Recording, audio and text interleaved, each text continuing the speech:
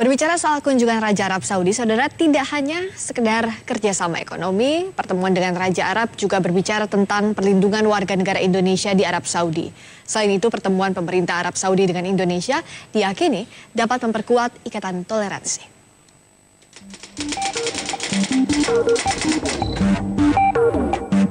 Kita menyambut gembira apa yang disampaikan Raja Salman untuk memperlakukan warga negara Indonesia sebagaimana warga negara sendiri, karena sekali lagi ini langsung dititipkan oleh Presiden kepada Raja Salman. Tetapi sekali lagi pada saat kita hidup bermasyarakat, hidup bernegara, ada rambu-rambu.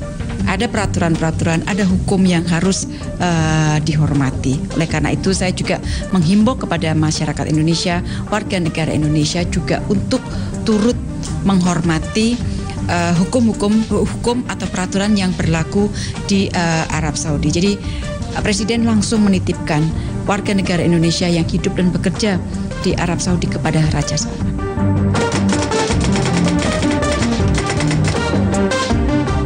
B2B, business to business, itu banyak sekali dilakukan di samping yang G2G.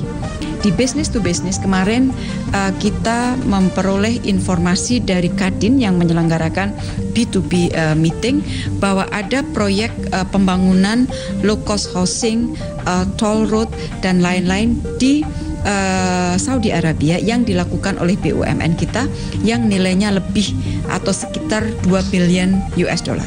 Karena pada saat kita bicara mengenai kerjasama ekonomi sebagai negara yang besar, tidak saja kita mencoba untuk menarik investasi luar ke dalam, tetapi kita juga melakukan ekspansi kegiatan ekonomi kita keluar. Jadi ini banyak sekali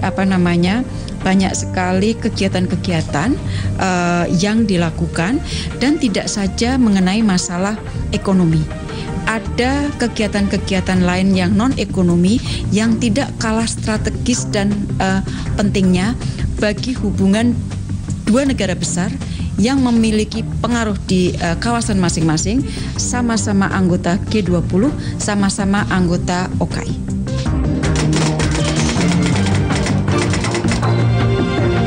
DNA kemajemukan, toleransi, harmoni dan sebagainya itu tidak bisa dilepaskan begitu saja tanpa dipelihara.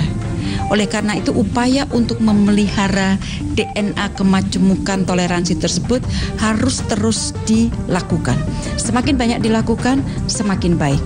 Dan pertemuan antara Presiden dengan Raja tadi merupakan satu pertemuan yang sangat monumental antara seorang Presiden dari sebuah negara berpenduduk Muslim terbesar dengan seorang Raja dari negara Islam yang besar yang sekaligus menjadi penjaga dari dua kota suci.